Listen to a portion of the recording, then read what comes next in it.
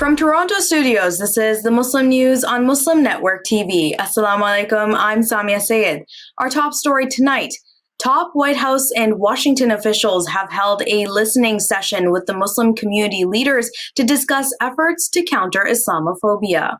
On Wednesday, Muslim leaders outlined the challenges facing their communities. They also shared recommendations for confronting discrimination or bias towards Muslims and all forms of hate and bigotry. Among the hosts were Second Gentleman Douglas Emhoff, White House Deputy Homeland Security Advisor Joshua Geltzer, and U.S. Ambassador at Large for International Religious Freedom, Rashad Hussain. Participants included Imam Muhammad Majid of Al Dulles Area Muslim Society and Dalia Mogahid, Director of Research for the Institute for Social Policy and Understanding. The Biden administration officials conveyed their gratitude to participants for their leadership and underscored the president's commitment to countering Islamophobia. Ex-President Donald Trump says stars like him can engage in sexual assault. That is according to a videotaped deposition played for the jury Thursday at the Daniel Patrick Moynihan U.S. Courthouse in Lower Manhattan. It was part of the rape and defamation trial brought against Trump by writer E. Jean Carroll. Carroll's lawyer, Roberta Kaplan, read a portion of the now infamous off-the-cuff remarks Trump made to Access Hollywood co-host Billy Bush in 2005. In it, he brags about his star power and how it excuses sexual assault. Kaplan repeated Trump's own words before asking him to elaborate. Documents obtained by ProPublica have revealed that billionaire Harlan Crow paid for U.S. Supreme Court Justice Clarence Thomas's grandnephew to attend two elite private schools. The report published Thursday is the latest in a string of revelations about how the Republican mega donor lavished Thomas with hundreds of thousands of dollars in gifts over 25 years. The justice failed to disclose the handouts in an apparent violation of federal ethics rules. It's raised questions about Thomas's judicial independence and elicited demands for his resignation or impeachment. Polling data shows public approval of the Supreme Court has fallen sharply in the months since its supermajority eliminated the constitutional right to abortion care. According to a survey conducted in April, nearly two-thirds of U.S. adults no longer have confidence in the nation's top judicial body. U.S. President Joe Biden has announced $140 million in funding to launch 7 new artificial intelligence research institutes across the country. On Thursday, the administration also unveiled an independent commitment from leading AI developers to do a public evaluation of AI systems. The investment will bring the total number of AI research institutes to 25 nationwide. It also will extend the network of organizations involved into nearly every state, according to a White House statement. In a letter in late March, a number of tech experts called for a pause on AI experiments and systems, citing risks to society and humanity. The Biden administration says it is working to address national security concerns raised by AI, especially in critical areas such as cybersecurity, biosecurity, and safety. The stock price of American bank Pacific Western Bank has plummeted 60% due to the possibility of asset sales amid a U.S. banking crisis. It went as low as $2.48 per share for a 61% decline after closing Wednesday at $6.42 a share. PacWest, the Los Angeles-based bank, was founded in 1999. It posted a net loss of $1.2 billion available to common stockholders in the first quarter of this year. The bank said the company has explored strategic asset sales, including moving the $2.7 billion lender finance loan portfolio to held for sale in the first quarter of 2023. PacWest said its planned sale remains on track and that it has been approached by several potential partners and investors. 3 U.S. banks have seen sudden collapse since March, including Silicon Valley Bank, Signature Bank, and First Republic Bank. Global health systems have given the first major sign of recovery after 3 years of the COVID-19 pandemic, a World Health Organization official said Tuesday. Rudy Eggers is the WHO Director of Integrated Health Services. He presented the results of the WHO's fourth Global Pulse Survey on the continuity of essential health services during the pandemic.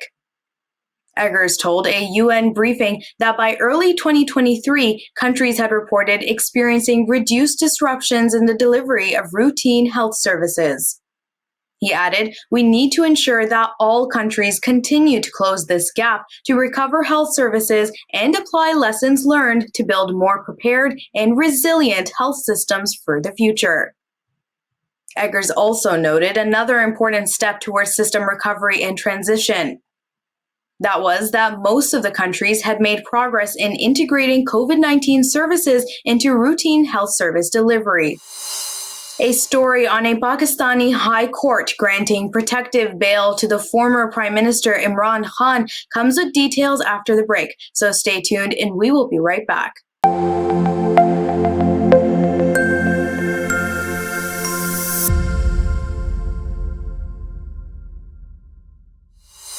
Welcome back. A Pakistani high court has granted protective bail to the country's former Prime Minister Imran Khan in 7 separate cases for the next 10 days. Court records showed the 2-member bench of the Islamabad High Court ordered Khan to approach an anti-terrorism court within the next 10 days. This was in connection with terror-related cases against him.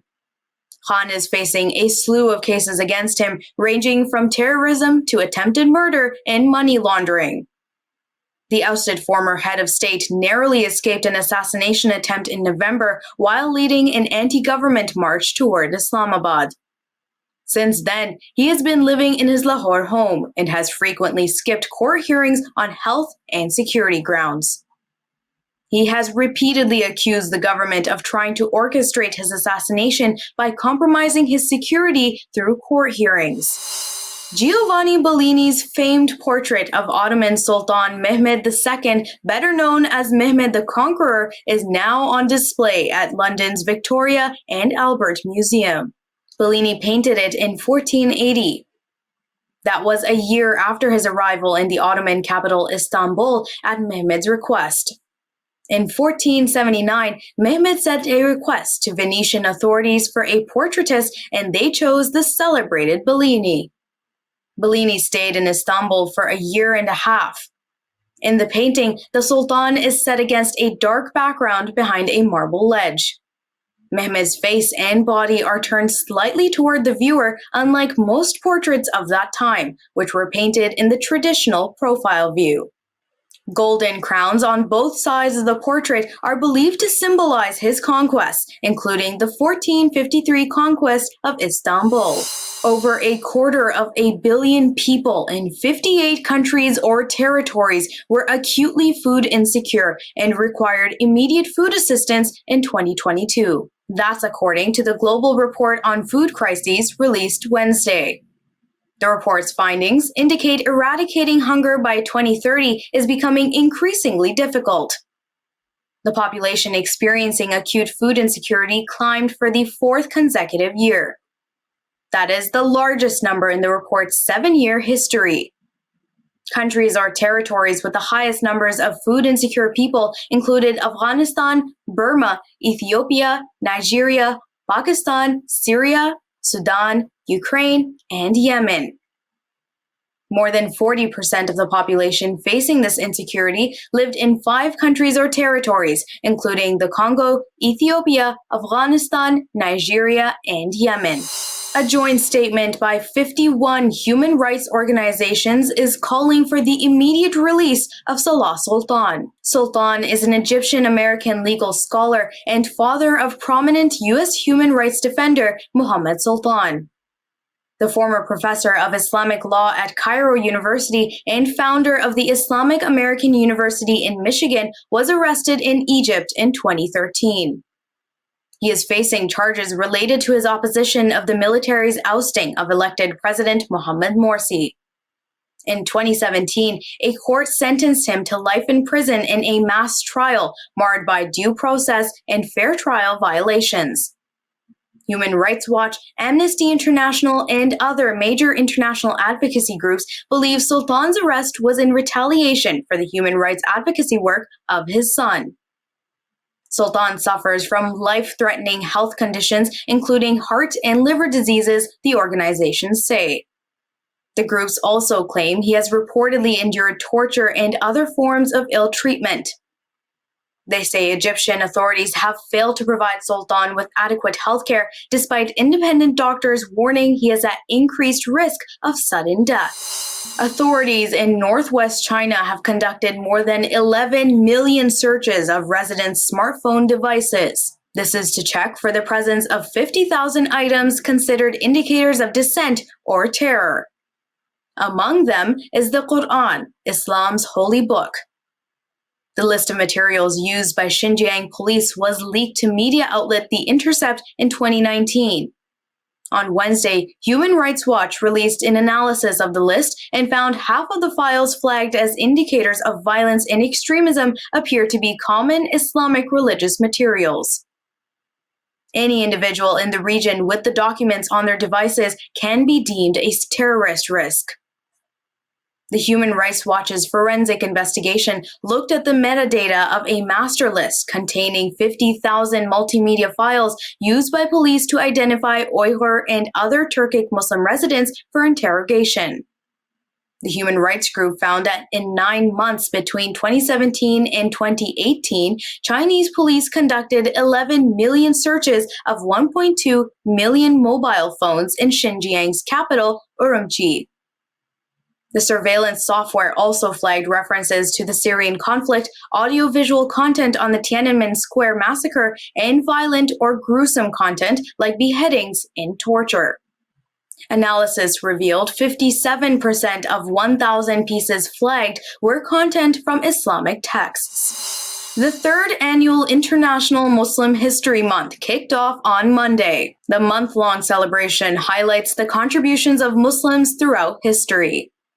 The New York-based World Hijab Day organization said this year's theme is #GetToKnowMuslims. It called on people to commemorate the month by sharing their solidarity poster or joining conversations on social media in an effort to dismantle Islamophobia and promote diversity. The group also launched World Hijab Day in 2013. And that's all from our Toronto studios tonight. Thank you for tuning in. You can subscribe to our YouTube channel and hit the bell icon for the latest updates. For more content, keep watching Muslim Network TV or visit muslimnetwork.tv. Assalamu alaikum and good night.